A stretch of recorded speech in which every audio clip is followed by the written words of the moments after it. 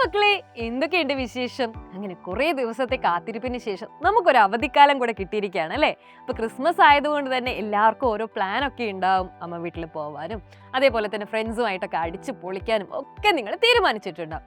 തീർച്ചയായിട്ടും ഇതൊക്കെ വേണം കേട്ടോ. എന്തായാലും നിങ്ങൾക്ക് കിട്ടിയ അവധിക്കാലം നിങ്ങൾ ഏറ്റവും മനോഹരമായിട്ട് തന്നെ ചെലവഴിക്കണം.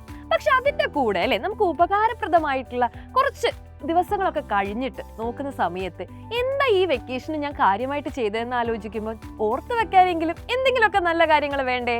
അതിനു വേണ്ടിയിട്ട് നിങ്ങളുടെ പഠനത്തെ കൂടെ കുറച്ചുകൂടെ ഹെൽപ്പ് ചെയ്യുന്ന, എന്നാൽ നിങ്ങൾക്ക് അത്രയൊന്നും വലിയ ടഫായിട്ട് ഫീൽ ചെയ്യാത്ത കുറച്ച് കുഞ്ഞു കുഞ്ഞു ടിപ്സ് മിസ് പറഞ്ഞു തരട്ടെ.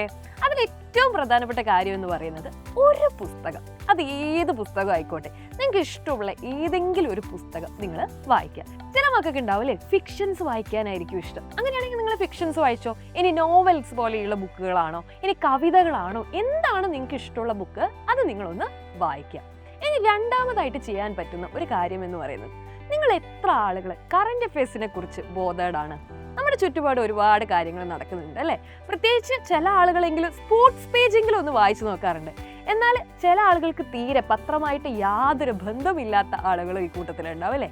എങ്കിൽ ടീച്ചർ നിങ്ങൾക്ക് ഈ വെക്കേഷൻ കാലത്ത് ചെയ്യാൻ പറ്റുന്ന ഒരു ഇൻട്രസ്റ്റിംഗ് ആയിട്ടുള്ള ഒരു കാര്യം പറഞ്ഞു തരട്ടെ. നിങ്ങൾക്ക് കുറേ ഗ്രൂപ്പൊക്കെ ഉണ്ടാവും അല്ലേ?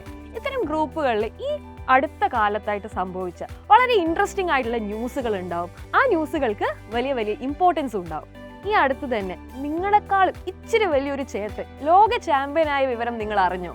ചെസ് ചാമ്പ്യൻഷിപ്പിൽ അറിയാത്ത ആളുകൾ ഉണ്ട് എന്നുണ്ടെങ്കിൽ അല്ലേ, ഇത്ര വലിയ പ്രശ്നമാണത്. അപ്പൊ ഇത്തരത്തിൽ നമ്മുടെ ചുറ്റുപാടും എന്താണ് നടക്കുന്നത് എന്നതിനെ കുറിച്ച് ഒരു ബോധം നിങ്ങൾ ഉണ്ടാക്കിയെടുക്കുക. അതിന് വേണ്ടിയിട്ട് കറന്റ് അഫയേഴ്സ് നിങ്ങളെ ഹെൽപ്പ് ചെയ്യും.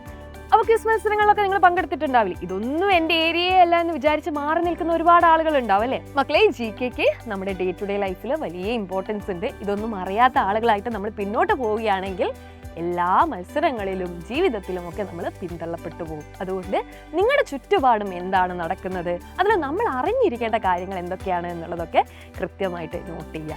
ചുറ്റുപാടും ഒരുപാട് സോഷ്യൽ മീഡിയയിലൊക്കെ ഒരുപാട് തരത്തിലുള്ള ന്യൂസുകൾ നിങ്ങൾ ഈ ഒരു സമയത്ത് കാണാറുണ്ട് അല്ലേ? പക്ഷെ അതിലൊന്നും അല്ലാതെ ഇത്തരം കാര്യങ്ങളിൽ കൂടെ നിങ്ങൾ എന്ത് ചെയ്യുക? ബോധവാന്മാരായിരിക്കുക. മൂന്നാമതായിട്ട് നിങ്ങൾക്ക് ചെയ്യാൻ പറ്റുന്ന ഒരു കാര്യമാണ് വൊക്കാബുലറി ഇൻക്രീസ് ചെയ്യുക എന്നുള്ളത്. പലപ്പോഴും അല്ലെ, ഇംഗ്ലീഷിൽ പല വേർഡ്സും നമുക്ക് എന്താണ് ഭയങ്കരമായിട്ട് ടഫായിട്ട് ഫീൽ ചെയ്യാറുണ്ട്. എന്തുകൊണ്ടാണ് നമുക്ക് അങ്ങനെ ടഫായി പോകുന്നത്? നമുക്ക് അതുമായിട്ടൊന്നും യാതൊരുവിധ എക്സ്പോഷറും ഇല്ലാത്തത് കൊണ്ടാണ്. അപ്പോൾ ഇംഗ്ലീഷിലെ കുറച്ച് പുതിയ വാക്കുകൾ, വലിയ ടഫായിട്ടുള്ള വാക്കുകളൊന്നും വേണ്ട, നമ്മൾ കോമൺ ആയിട്ട് ഉപയോഗിക്കുന്ന ചില വാക്കുകൾ ഉണ്ടാവും അല്ലേ? അത്തരം വേർഡ്സ് നിങ്ങളൊന്ന് പഠിച്ചു വെക്കാൻ വേണ്ടിയിട്ട് ശ്രമിക്കുക. പിന്നെ ഓരോരുത്തർക്കും ഇപ്പോൾ എക്സാം കഴിഞ്ഞപ്പോൾ മനസ്സിലായിട്ടുണ്ടാവും ഏതാണ് എനിക്ക് ടഫായിട്ടുള്ള സബ്ജക്റ്റ് എന്നുള്ളത്. എങ്കിൽ ആ സബ്ജക്ട്സ് എന്തുകൊണ്ടാണ് ടഫായി പോയെന്ന് ആലോചിക്കാനെങ്കിലും നമുക്ക് ഈ സമയം ഉപയോഗപ്പെടുത്തിക്കൂടെ? തീർച്ചയായിട്ടും നിങ്ങൾക്ക് ഇത്തരം കുഞ്ഞു കുഞ്ഞു കാര്യങ്ങൾ ചെയ്തു കഴിഞ്ഞാൽ തന്നെ വലിയൊരു ഇമ്പ്രൂവ്മെൻറ്റ് ഭാവിയിൽ ഉണ്ടാവും. അപ്പോൾ ഇത്തരം കാര്യങ്ങളൊക്കെ നിങ്ങളൊന്ന് ഓർത്ത് വെക്കുക. നിങ്ങളുടേതായ കൊച്ചു സന്തോഷങ്ങൾക്കിടയിൽ നിങ്ങൾ ഇത്തരം കാര്യങ്ങൾക്ക് കൂടെ ചെറിയൊരു ദിവസത്തിൻ്റെ സമയം ഉപയോഗപ്പെടുത്തുക. വെക്കേഷൻ അടിപൊളിയാക്കുക. എല്ലാവർക്കും നല്ലൊരു കിടിലൻ വെക്കേഷൻ ആശംസിക്കുന്നു. മറ്റൊരു വീഡിയോയിൽ വീണ്ടും കാണാം. ബൈ.